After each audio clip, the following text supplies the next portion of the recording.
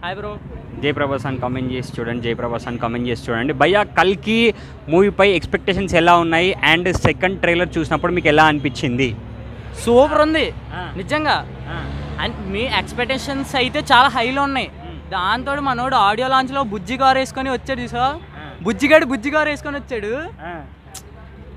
ఒక hi bro నిజంగా. ఇప్పుడు మేము ఆల్రెడీ ట్రై చేస్తున్నాం, టికెట్లు కూడా ఎక్కడ అంటే టికెట్ల కోసం ట్రై చేస్తున్నాం. అది ఎప్పుడు వస్తుందా, ఎప్పుడు వెళ్దామా అని మేము ఉన్నాం, వెయిటింగ్లో ఉన్నాం. వస్తే ఖచ్చితంగా వెళ్ళిపోతాం. అంటే ఓవరాల్గా మీకు సెకండ్ ట్రైలర్లో నచ్చింది ఏంటి? సింగిల్ మాటలో చెప్పాలంటే ప్రభాస్ అంతే. ఆయన కట్ కానీ, ఆయన డ్రెస్సింగ్ స్టైల్ కానీ, ఆయన హెయిర్ స్టైల్ కానీ ఒక వైబ్ అంతే.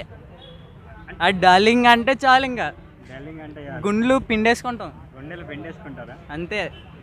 పాత రికార్డులన్నీ తిరిగి రాసేస్తుందా మరి కల్కి? మేము కూడా అదే ఎక్స్పెక్ట్ చేస్తున్నాం బ్రో.